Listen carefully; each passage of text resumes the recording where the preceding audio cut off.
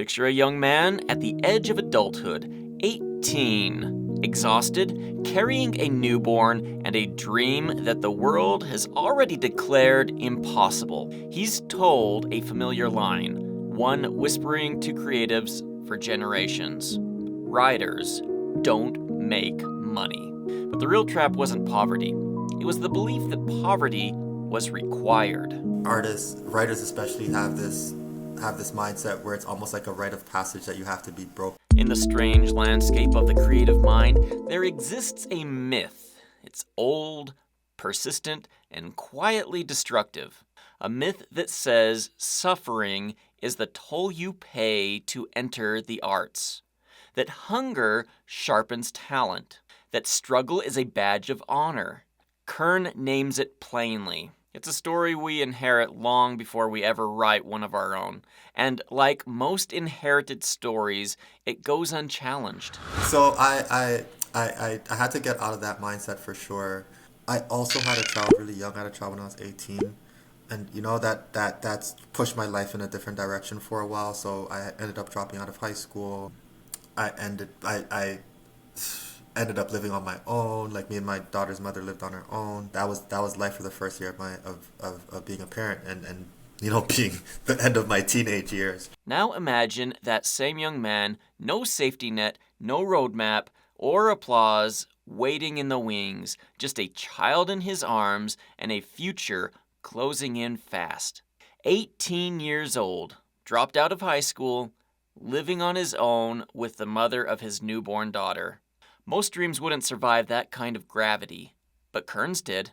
Not because it was easy, but because it was the one that refused to die. Then comes a moment, the kind that doesn't feel profound until years later. A professor offering, I guess not really encouragement, but truth. So there are a lot of different things that got in my way, but again, for me, the vision and probably a little bit of just like hard-headedness, and a little bit of just naive optimism really kind of pushed me through and any of those obstacles. And then the other thing is that once I figured out two things. Once I figured out the mindset that this is going to be the long game, like my professor blessed me in university. When I was writing my first novel, I asked him to read it, and he told me, if this is something you really want to do, it's going to take you 5 years to learn how to write, another 5 years to build a readership, and another 5 years before you make any money. So he told me that when I first got started, and obviously he wasn't trying to be exact or precise, but he was trying to give me the right mindset, and he did that.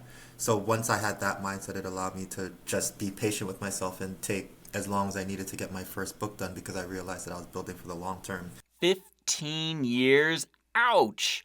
A timeline that would send most people running. But for Kern, it did something else. It slowed the world down. It reframed the journey from a sprint to a lifetime craft. Sometimes clarity arrives disguised as discouragement. There's a twist in this tale, the kind only a creator of fiction might smirk at. Because the breakthrough didn't come from a book deal or a viral moment, or I guess a stroke of luck. It came from a realization. I know I was writing books since I was 8 years old, so I know how to do this. I know how to put words together. How do I offer that to other people and start making some money? Once I got that figured out, I knew I was going to get to where I needed to get to. After that, it was just a matter of patience and strategy. And I, for one, I approach my author career like a plumber or electrician or doctor would approach their career. Like, if you do these things, you will make money, right? Like, if you do these things to get certified, you'd become an accountant. If you do these things if you go to med school, then do your whatever they're called, you'll become a doctor. If you take your LSAT, you'll become a lawyer. To me, it was the same thing. It was like, if I took these steps, if I studied my craft, studied the industry, worked, and really kind of not be afraid to put myself out there, I knew that I was going to find success, and that's what I did. Copywriting, ghostwriting, campaigns, web content, the same skill repurposed, the same talent redirected. And suddenly, survival wasn't the enemy of creativity, it was the foundation for it. Here's an irony for you. Once Kern became financially stable, then the art finally had room to breathe. Because I committed to this and I said that I'm going to be an author and this is going to be my life, every decision I made was prioritizing writing. So even after I graduated university, I had an English literature degree. I could have went and became a teacher. I actually got an offer to do some other job in New York City. I went to school in Western New York, but I got offered to do a job in New York City that was going to pay 80K a year. But I turned those down because I was like, no, I need to prioritize being an author. So I'm not going to take that job. That job would take away too much of my energy. I'm going to go back to Toronto and I'm actually going to do shift work while I practice like being an author. So I would wake up in the morning, 5 a.m. every day, write from 5 till 8 or 9 o'clock, either when I had to take my daughter to school or when I had to go to work.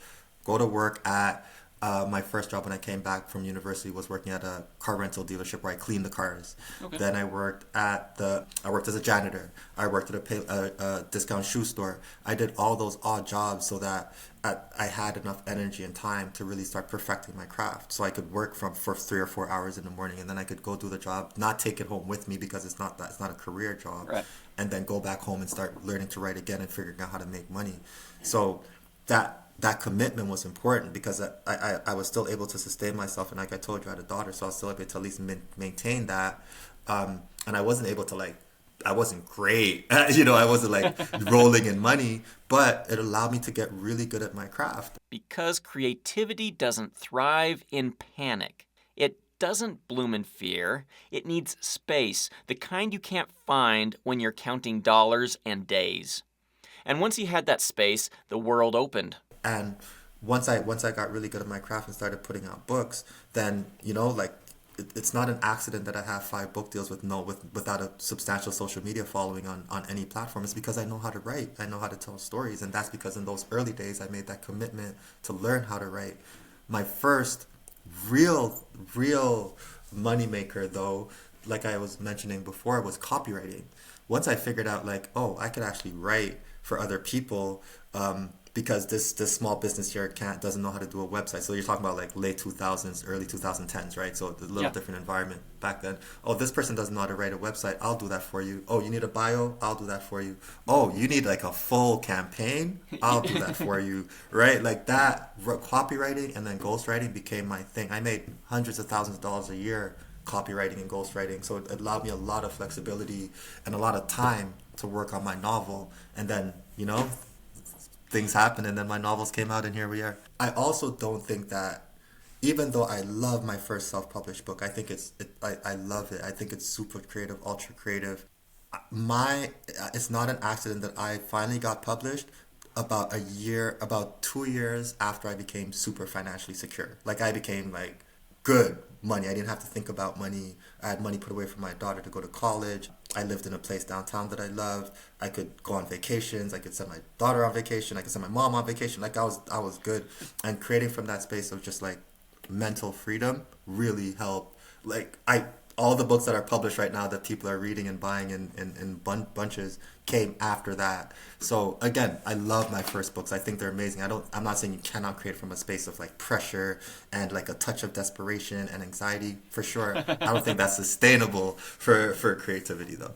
Without self-publishing, I must have understood what it took to get a reader, and that to me is more valuable than anything, because I think people underestimate what it takes to actually cultivate a community of readers. Like a community of fans is different, like a community of fans. You could ask celebrities what the difference between a fan and a reader is. When a celebrity puts out a book and they think that book is going to sell millions, and 95% of them don't, is because the difference between a fan and a reader is something much.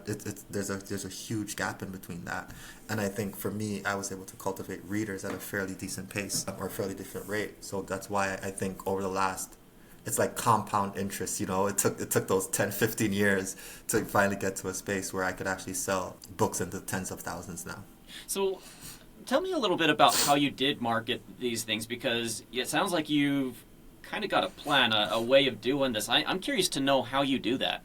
Yeah, everything depends on the book. I think of themes first. What are the themes of my book? And then once I know the themes of my book, I'm thinking of collaborations. Like my second self-published book was Beauty Scars. I did a high school contest, book cover contest. So I got 2 art high schools together, had a whole online contest. Whoever wins gets my book cover. So the book cover for my second novel, Beauty Scars, is from a 16-year-old high school student. But I built readership like that. I took all the art pieces the leftover art pieces that from the top 10 after we did the finals for my cover, and I did an art show and invited adults now, and did an art show, sold some of the pieces. I didn't care about the money. I needed more readers, gave the kids the money, but I had an art show, so now I had more adult readers. Definitely a long game. You know what I'm saying? It's a little bit of a longer approach, but to me, like, again, not having a huge social media following and still being able to secure book deals and sell. We sold like over 15,000 books last year. That to me, that's a huge accomplishment. I love that, you know. And I'm not done. I told you I want to sell millions, but Yeah. to sell 15,000 books with, I just started taking social media seriously in October. So, you know, like of 2025, like I just started taking social media seriously. Book deals, film distribution, 15,000 readers in a single year. Not bad. It's not the result of suffering either, but the result of stepping out of it. So why do many readers never reach this point? Why do so many artists remain trapped in the myth? I don't know, fear. Kern put it pretty simply. Don't be afraid of anything as you're on your journey, because I could be very specific and say don't be afraid of rejection, or don't be afraid of marketing yourself, or don't be afraid of this or that. Like, I could be very specific, but there are so many obstacles that are going to come along, and some of them don't even appear as obstacles. Some of them appear as could be a friend telling you, you know what, like my mom telling me, oh, you know, this writing thing has been really tough, why don't you try this. That's told out of love. That's not an obstacle, but you know what I'm saying? Like, Yeah. just don't be afraid of anything, because there are going to be so many things that are coming in your way, trying to prevent you from getting to where you have to be. Like, don't back away from it, and don't be disturbed by it. Just like let it happen, and then again, if this is what you really want to do, keep going. But fear is clever. It dresses itself as practicality, responsibility, the smart choice. Most creatives don't fail because they lack talent. They fail because they never stepped beyond the identity they were handed. Kern didn't escape the starving artist myth by earning more money. He escaped it by refusing to let suffering define him. Try your absolute best to keep writing joyful. That's what I would say, because the deeper you get into your career, the more it becomes a job, and the more it becomes a job, the more it starts becoming something that you just want to get completed. And I think that completely takes away from the purpose of writing and the purpose of creating. You're creating to express yourself, and creativity to me is human expression. So if creativity is human expression, and you're not thinking through your expression correctly because you're on a deadline, you know, or you're you're writing on Substack or on social media, and you're trying to be heard, and this is the best format and style to be heard in, and if you do it like this, then you might have some success. I think trying your best to steer clear of that, and make sure you're writing first from a place of joy, and writing for yourself first is really, really important, because I think the minute you lose sight of that, things could get a little bit out of control. And I'm speaking from experience with that too. You know, things could get a touch out of control, and you don't want the thing that you love the most to feel like a burden. Commitment is the quiet, unglamorous engine behind every artist who survives the long road. It's not romantic, it's not cinematic, it's simply necessary. And once he committed, the myth lost its power.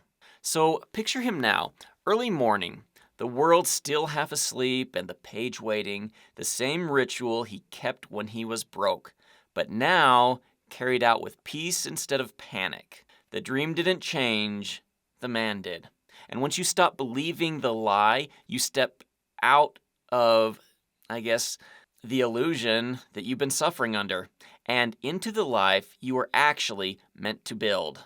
If you found this show helpful, check out this other show. I think you'll probably enjoy it too. And don't forget to like and subscribe. See you next time.